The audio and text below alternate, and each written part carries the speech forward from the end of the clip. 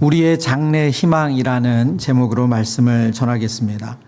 요즘 서점가에는 좀 이렇게 흥미로운 변화가 있다고 해요.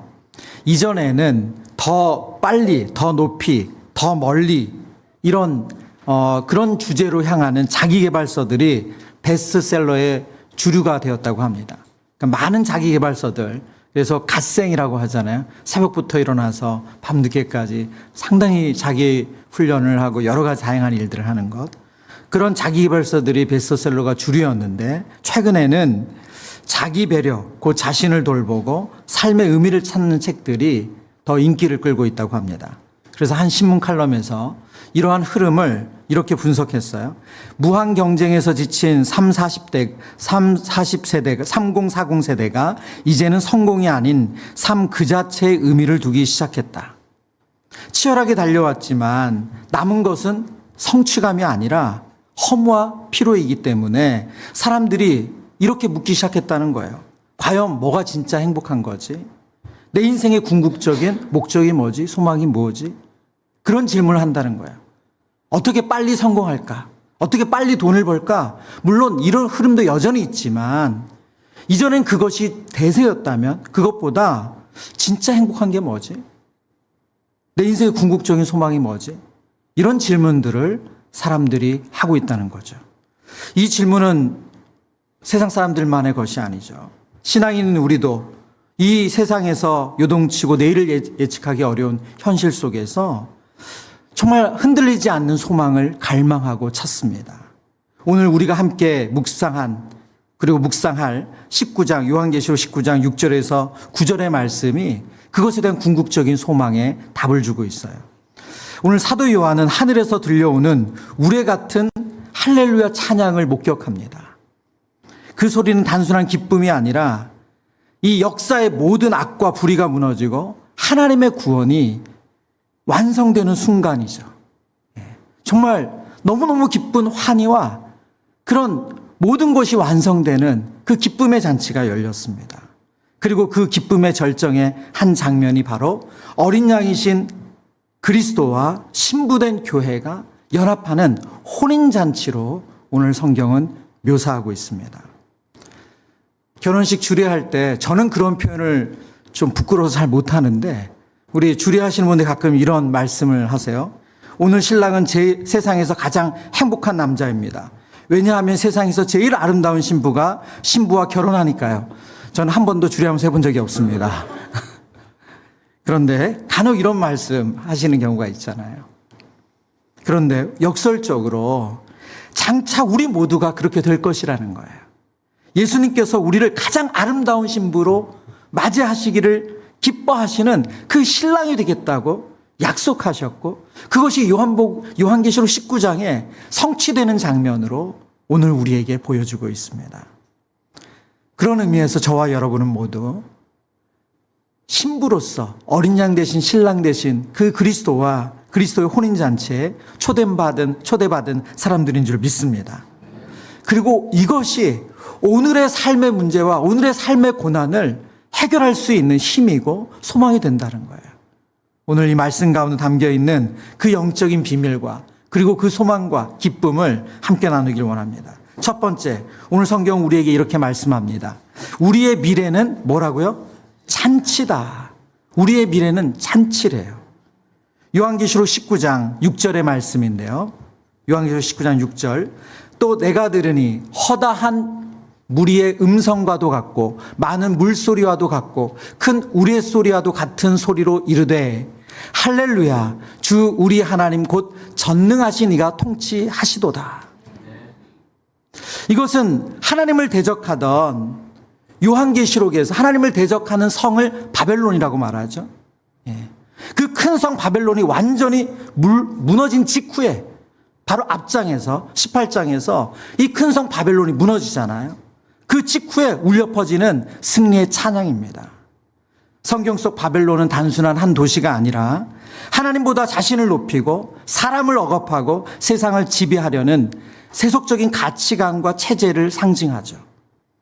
2주 전에 우리 천성민 목사님이 이 앞장을 설교하시면서 그래서 바벨론에 대한 설명을 이 세 가지로 설명해 주셨어요. 첫 번째가 가증합니다.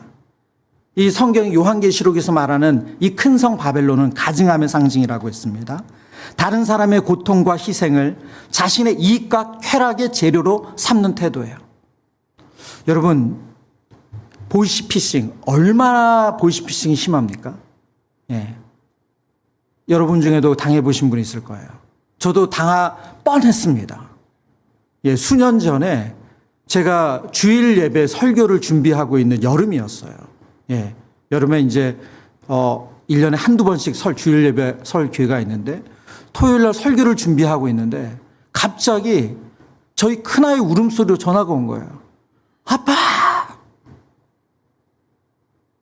그러면서 그 다음에 이제 아이가 사고를 쳤고 돈을 가져와야 된다는 거예요. 근데 제가 너무 놀란 건 뭐냐면 저희 통장에 잔고를 아는 것처럼 딱 그만큼 요구했어요. 원래 그렇게 돈이 없는데 딱 그만큼. 너무 제가 놀래가지고 그때부터 정말 애가 우는 소리로 전화를 하니까 너무 놀라서 사고가 났고 빨리 돈을 찾아서 강남역으로 가야 된다는 거예요. 그래서 제가 그때부터 정신이 없더라고요. 그래서 이제 이제 그 남아있는 잔고 확인하고 막 움직이려고 하다가 막 가슴은 벌렁벌렁거리고 근데 혹시나 하는 마음으로 아이에게 전화를 했어요. 근데 애가 전화가 안 돼. 그리고 나서 아내에게 전화를 했어요. 그랬더니 아내가 받더라고요. 그래서 큰아이 있냐? 그랬더니 있다고 하는 거예요. 있다고 하면서 애를 바꿔주는데 뭐 하고 있느냐? 무채 썰고 있어. 엄마 돕고 있어. 그러더라고요. 그러면서 정신이 나더라고요. 정말 저도 성도님들이 그런 일을 당했다고 하고 또 뉴스에서 나오고 그게 제가 그렇게 거의 1시간 가까이를 거의 막 정신없이 막 그랬던 것 같아요. 어떻게 이 돈을 하고 막 이렇게. 다른 사람의 고통과 희생을 자신의 이익과 쾌락의 재료로 삼는 태도, 이 가증함. 불의하게 부를 축적하거나 타인의 약점을 이용해서 자신의 목적을 이루는 모습이 이 큰 성 바벨론의 모습이에요. 두 번째는 호화로움과 사치죠. 사람을 인격체가 아니라 거래 가능한 상품으로 여기고 모든 것을 가격으로 평가하는 극단적인 물질주의. 요한계시록 18장은 바벨론이 사람의 영혼들까지 사고 판다고 말합니다.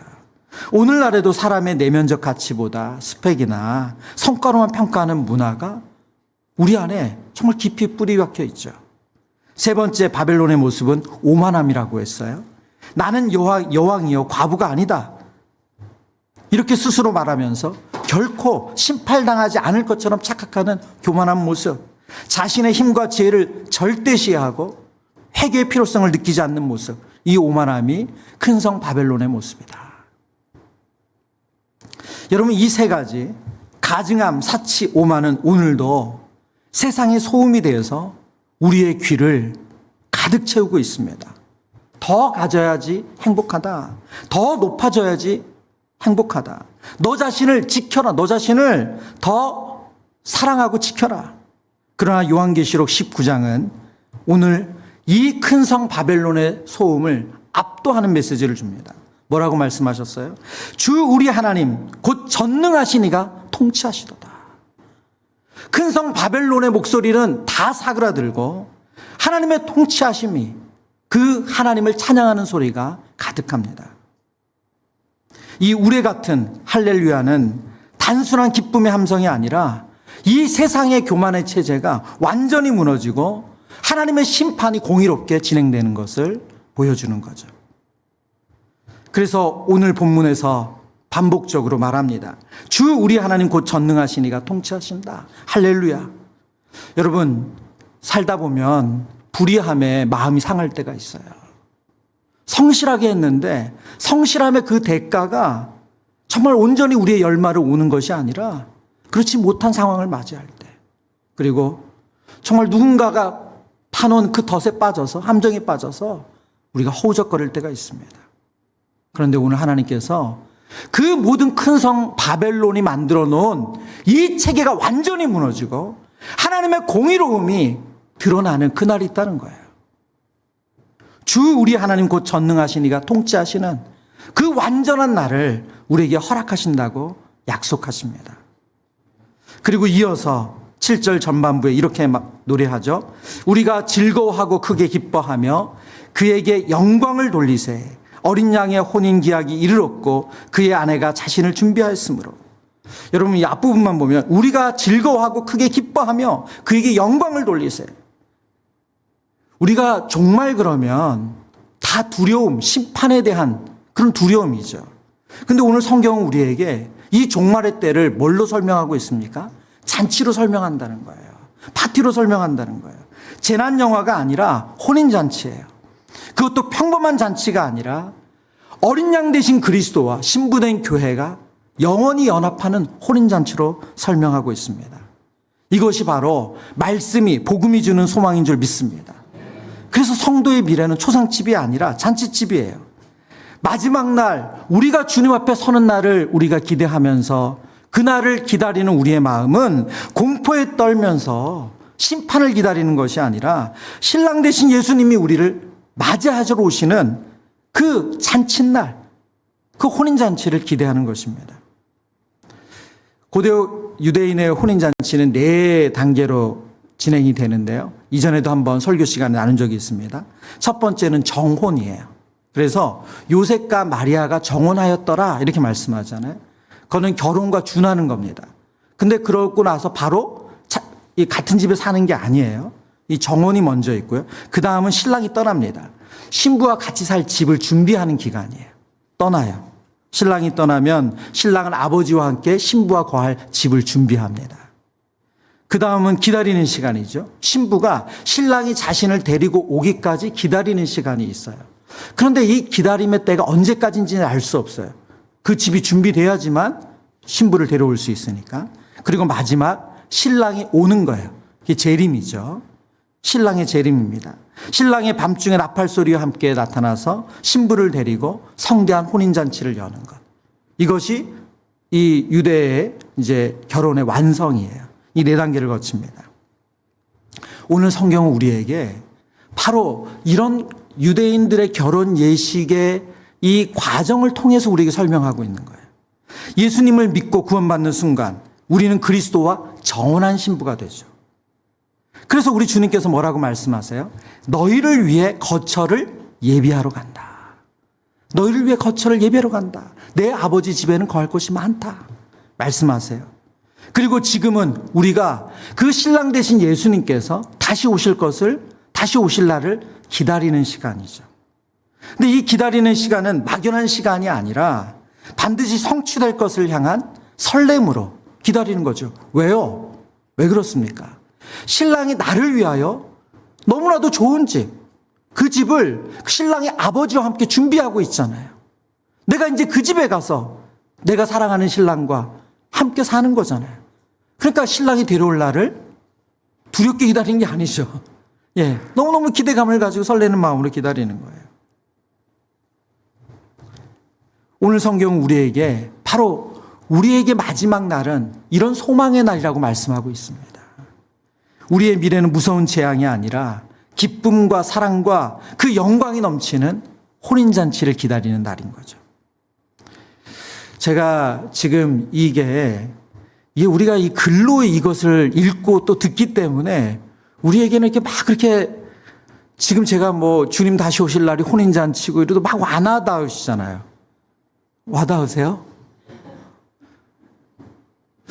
제가 이 말씀을 묵상하면서 저도 이 말씀을 요한계시록을 정말 많이 읽었는데 그게 너무 막연하게 들리는 거예요. 그런데 제가 수개월 전에 영상을 하나 보게 됐어요. 우리나라의 청룡영화상이라는 이 영화제 시상식 장면에서 한 가수가 나와서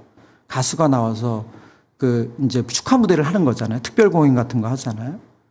그런데 그 가수가 부른 노래 제목이 뭐냐면 장래 희망이에요. 근데 그게 이 장래가 아이레자가 아니라 퓨너럴, 장례식을 치르는 그 장례 희망인 거예요. 그리고 마지막 장면은 관 속에 들어가 본인이 그런 퍼포먼스까지 하더라고요. 그래서 관을 들고 사람들이 나가는데, 근데 그때 울려지는 노래가 뭐냐면 할렐루야예요. 할렐루야. 제가 사실은 그거 한번 해보려고 했지만 이거 그러면 안 될 것 같고 가사를 읽어드리겠습니다. 이 가사 자막으로 준비했는데요. 보세요. 장래 희망. 악뮤의 이찬혁 씨가 이제 만든 노래인데요. 아는 얼굴 다 모였네 여기에. 이 장례식장인 거예요. 한 공간에 다 있는 게 신기해. 모르는 사람이 계속 우는데 누군지 기억이 안 나 미안해. 종종 상상했던 내 장례식엔 축하와 환호성 또 박수갈채가 있는 파티가 됐으면 했네. 왜냐하면 뭐라고요? 난 천국에 있기 때문에. 네, 이게 가요예요. 청룡 영화제 상에서 부른 노래입니다. 그리고 이제 오자마자 내 몸집보다 서너 배 커다란 사자와 친구 먹었네. 그 이사야서 말씀 아닙니까? 네, 사자와 어린 양이 뛰놀고 독사굴에 손 넣고 땅 위에 단어들로는 표현 못해 사진 못 보내는 게 아쉽네. 모두 여기서 다시 볼 거라는 확신이 있네. 내 마음을 다 전하지 못한 게 아쉽네. 그리고 이 마지막 장면이에요. 예. 우리 이 가사는 좀 같이 읽어볼까요? 시작. 할렐루야 꿈의 왕국에 입성한 아들을 위해 할렐루야 함께 일어나 춤을 추고 뛰며 찬양해. 할렐루야 큰 목소리로 기뻐 손뼉치며 외치세. 할렐루야 다시 만날 그날을 기대하며 축복해. 예. 할렐루야. 어쨌든 뭐 이렇게 되게 흉내내기도 어려운 그런 코러스가 계속 이 노래 가운데 나오더라고요. 여러분, 장례식이 혼인잔치라는 거예요. 장례식이 우는 곳이 아니고 천국에 입성했기 때문에, 하나님 나라에 입성했기 때문에 너무너무 기쁨의 잔치라는 거예요. 자신은 눈의 사람들에게 말해왔다는 거예요. 내 장례식은 그런 날이다. 자신의 장례식을 생각하면서 그날은 내가 구원받은 날이고 천국에 들어가는 날이고 그날은 내가 어린 양과 혼인잔치를 하는 날. 한번 나중에 영상 한번 보셔요. 제가 설교를 준비하면서 이 찬양이 아니죠. 이 노래를 계속 틀어놨는데 정말 이 요한계시록 19장의 이 말씀을 그대로 구현한 것 같아요. 이것이 왜 우리에게 소망이 됩니까?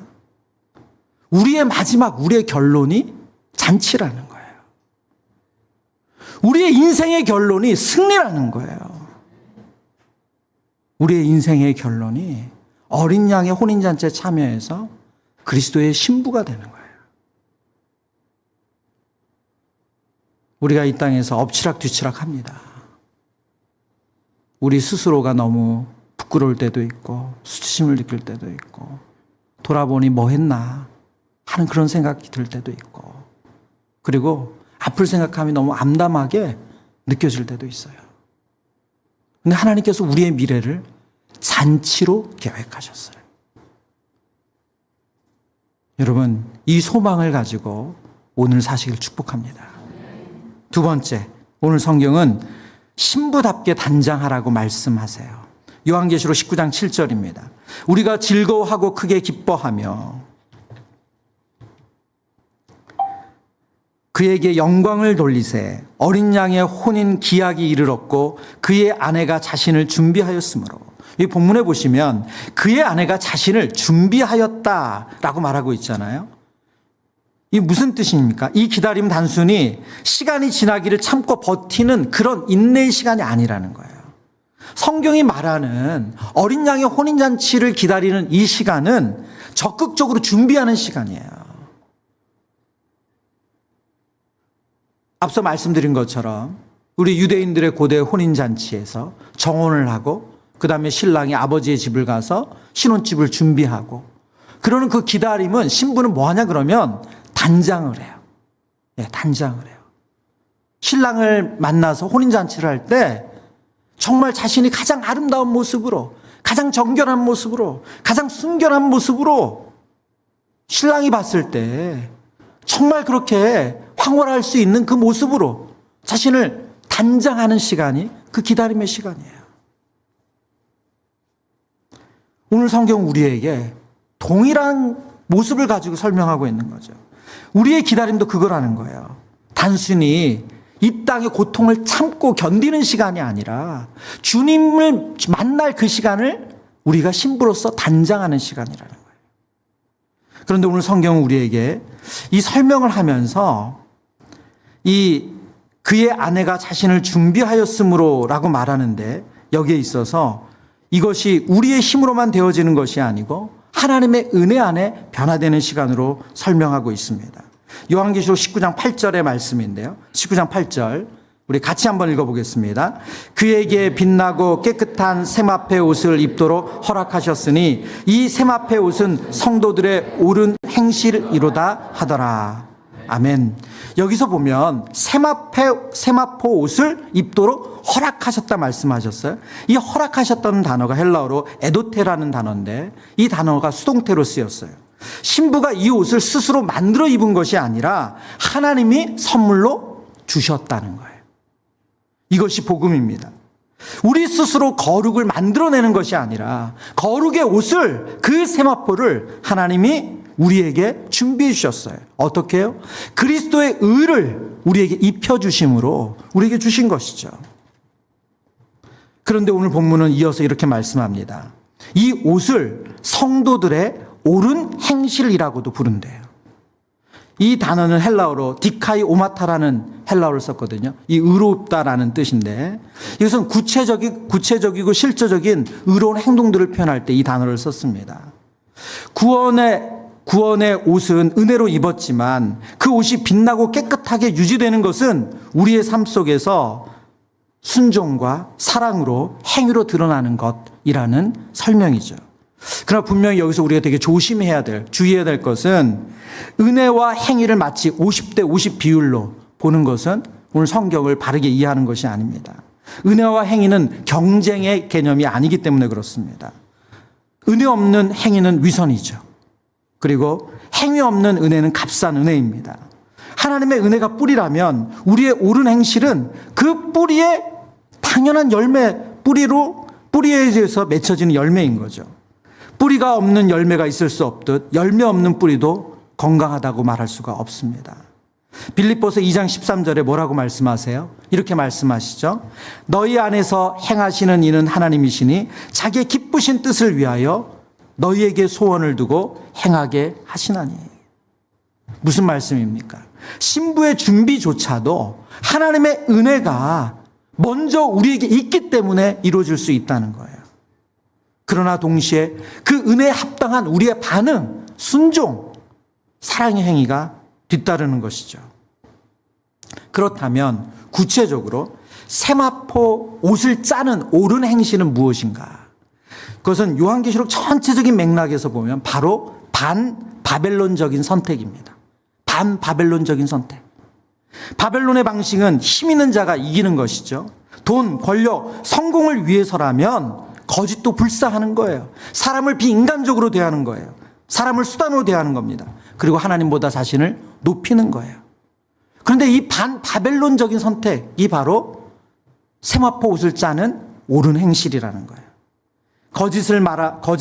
거짓말을 하면 이익이 되는 상황에서 정직한 것. 내 자존심을 지키기 위해 분노를 폭발하는 대신에 은혜로 품어주는 것. 나를 해한 사람에게 복수하는 대신 용서를 선택하는 것. 내 안정과 편의를 위해 재물을 쌓아두는 대신 하나님 나라를 위해서 흘려보내는 것. 제가 지난주 봤던 그 새롭게 하소서의 영상 중에서 아마 잘 아시는 연예인 현이라는 분이더라고요. 아마 특별히 우리 현이 오랫동안 했던 그 기부하는 분으로 아주 잘 알려져 있잖아요. 오랫동안 했던 것 중에 하나가 루게릭 환자들 요양병원을 짓는 거였습니다. 예. 그 루게릭, 그 루게리 황제가 분당 우리 교회 성도셨거든요. 그래서 그것을 처음 시작하고 10몇 년이 걸쳐서 요양병을 완성을 했어요. 그런데 처음 그 얘기를 하시더라고요. 처음에 그 루게리 형제를 만나서 너무 처음엔 책을 읽었고 책을 통해서 이 형제를 알게 되고 그리고 또 어떤 기회에 만나서 이 형제와 이야기하면서 자신이 거기에 동참하게 되고 처음에 요양병원 짓는데 10억이면 된다고 얘기했대요, 형제가. 그리고 그중에 본인이 1억을 벌써 준비했다. 그리고 현 씨도 그때 당시로 어딘가에 기부하기 위해서 1억은 본인이 준비해 두고 있었대요. 그러니 나머지 이제 8억이 남았잖아요. 그래서 해볼 만하다. 그러고 시작을 했대요. 근데 실제로 들어간 거는 200억이 넘었더라고요. 예. 그래서 그런데 놀랍게도 그 어마어마한 거를 하나님이 하게 하셨어요. 그래서 그 간증의 스토리를 하셨더라고요. 예. 그런데 그거 아닙니까? 여러분, 나의 편의를 위해서라면 그거 서울의 노른자 위에 땅에 빌딩 하나 사면 될 거 아니에요? 그 돈 가지고. 그동안 그 열심히 그 자신이 일한 거 가지고. 근데 그걸 선택한 것이 아니라 하나님 나라를 위해서 흘려보내는 거죠. 바로 이런 행동들이 거대한 바벨론의 체제에 맞서는 영적인 저항이라는 거예요. 그것이 바로 세마포 옷을 짜는 옳은 행실이라는 거예요. 예, 뭐 우리가 현처럼 몇 억씩 뭐 있으세요? 있으시면 그거 하시고요. 예, 그럼 우리가 뭐 하면 됩니까? 오늘 반바벨론적인 그런 성품, 그런 선택을 하는 거죠. 누구나 화낼 수 있을 때 긍휼과 용서를 대하고 내 이익을 먼저 챙길 수 있을 때 after you, 다른 사람을 먼저 생각하는 것. 그것이 바로 옳은 행실, 세마포 옷을 짜는 모습이라는 거예요. 여러분, 이것이 바로 주님을 닮은 모습 아닙니까? 예수님을 닮은 모습 아니에요? 옳은 행실이란 주님을 닮는 거예요. 억울한 상황에서도 주님을 닮고 포기하고 싶은 상황에서도 주님을 닮고 미워할 수 있는 상황에서도 주님을 닮고 우울한 상황에서도 주님을 닮아가는 모습이 우리가 단정한 신부로서 세마포 옷을 준비하는 모습인 줄 믿습니다. 말씀을 준비하면서 저와 여러분이 이 땅에서 살아야 될 삶의 목적 가운데 하나는 무엇입니까? 바로 거룩이에요. 거룩. 정결한 신부로, 거룩한 신부로 우리 자신을 끊임없이 주님 닮도록 만들어가는 것. 그게 우리의 삶의 목적이에요. 누구에게 우리 자신을 드러내기 위해서가 아니라. 왜요? 신랑 되신 우리 주님은 그걸 다 하시니까. 우리 주님 앞에 섰을 때 주님께서 우리에게 입혀주신 그 세마포 옷이 우리가 주님의 은혜에 반응해서 주님의 은혜의 인도함을 받아서 우리의 옳은 행실로 더 빛나는, 그래서 더 단장한 신부로 주님 보시기에 부끄럽지 않게 서기를 간절히 축복합니다. 세 번째, 오늘 성경 우리에게 이렇게 말씀합니다. 모든 것은 은혜다. 요한계시록 19장 9절의 말씀 같이 읽어보겠습니다. 천사가 내게 말하기를 기록하라. 어린 양의 혼인잔치에 처음을 받은 자들은 복이 있다 하고 또 내게 말하되 이것은 하나님의 참되신 말씀이라 하기로. 아멘. 오늘 이 본문의 말씀에 보면 복 있는 사람은 어떤 사람입니까? 완벽하게 준비된 사람이 아니에요. 자격 있는 사람도 아닙니다. 복 있는 사람은 어떤 사람이에요? 청함을 받은 자들이에요. 청함을 받은 자들. 여러분, 이것이 복음이에요. 네. 청함을 받은 자들은 복이 있대요. 얼마나 큰 위로가 됩니까? 하나님의 잔치에 참여할 수 있는 것은 우리의 성취나 노력 때문이 아니고 오직 긍휼과 사랑의 주님께서 청해 주신 그 사람, 그 청함이 이유가 된다는 거예요. 청함 받은 이라는 헬라어가 케클레 메누이라는 단어인데요. 오늘 본문에 어떤 형태로 쓰였냐면 완료 수동태로 쓰였어요. 완료 수동태. 무슨 의미입니까? 수동태라는 것은 우리가 스스로 초대장을 만든 것이 아니라 하나님께서 우리를 초대하셨다는 거죠. 두 번째, 완료 시에는 뭡니까? 그 초대가 이미 이루어졌고 지금도 유효하고 앞으로도 변하지 않는다. 그래서 성경은 이 단어를 완료 수동태로 사용했어요. 하나님은 주권적인 선택 안에서 우리를 하나님의 자녀로 불러주셨습니다. 이 초대는 변하지 않는다는 거예요. 치유되지 않는다는 거예요. 세상의 어떤 실패도 우리의 어떤 허물도 하나님 보내신 초대장을 찢을 수가 없어요. 그러나 한 가지 주의할 점이 있습니다. 초대받았다고 해서 모든 사람이 자동으로 잔치에 들어가는 것은 아니죠. 마태복음 22장에 보면 이렇게 말씀하시잖아요.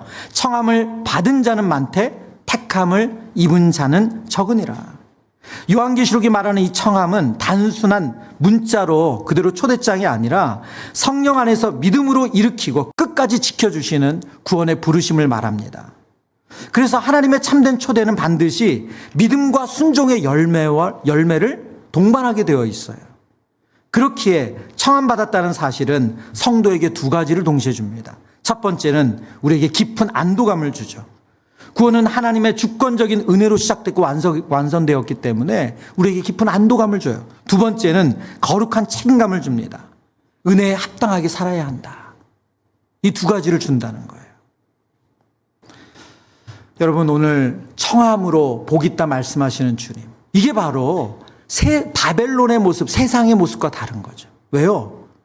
세상은 자격 있는 사람만 들여보내잖아요. 그렇죠? 청한다고 들어가는 게 아니라 자격 있는 사람만, 성과 있는 사람만 들어가잖아요. 그러나 오늘 성경 우리에게 그렇게 말하지 않습니다. 하나님의 은혜로 우리는 청함을 받았고 그 은혜에 반응해서 그 주님의 성품을 닮아가는 자들, 그 자들에게는 이 부르심이 변함이 없는 줄 믿습니다. 그리고 이 장면은 첫 기적이었던 가나 혼인잔치를 떠올리게 합니다. 그곳에는 유대인 정결 예식에 쓰였던 평범한 돌 항아리가 있었죠. 그 돌 항아리 안에는 일반적인 물, 어떻게 보면 깨끗하다고 할 수 없는 그런 물이 담겨 있었을 거예요. 그런데 신랑이신 예수님께서 그 물을 포도주로 변화시켜 주셨습니다. 이것이 바로 우리의 이야기인 줄 믿습니다. 우리 스스로는 별 볼 일 없는 물, 그냥 버려지는 물과 같습니다. 종교적인 습관과 도덕적인 노력은 있지만 거기에 생명과 기쁨은 없어요. 그러나 주님의 초대가 우리를 부를 때 우리의 삶이 포도주처럼 어디서도 맛볼 수 없는 인생으로 변화되는 줄 믿습니다. 그래서 우리의 가치는 우리 안에서 나오는 것이 아니라 우리를 변화시키는 주님의 손길에 있는 줄 믿습니다. 베드로전서 1장 6절 7절 말씀을 우리 마지막으로 읽겠습니다. 같이 읽습니다. 시작. 여러 가지 시험으로 말미암아 잠깐 심하게 되지 않을 수 없으나 오히려 크게 기뻐하는도다. 너희 믿음의 확실함은 불로 연단하여도 없어질 금보다 더 귀하여 예수 그리스도께서 나타나실 때에 칭찬과 영광과 존귀를 얻게 하실 것이니라. 아멘. 여러분, 우리 주님께서 우리를 어린 양의 혼인잔치에 초대하셨어요. 우리가 이 땅에 살면서 믿음의 시련을 당할 수 있습니다. 불로 연단당할 수 있어요. 그것은 하나님께서 우리를 고통스럽게 하려는 것이 아니라 우리가 신부로서 단장되는 과정 가운데 있는 일인 줄 믿습니다.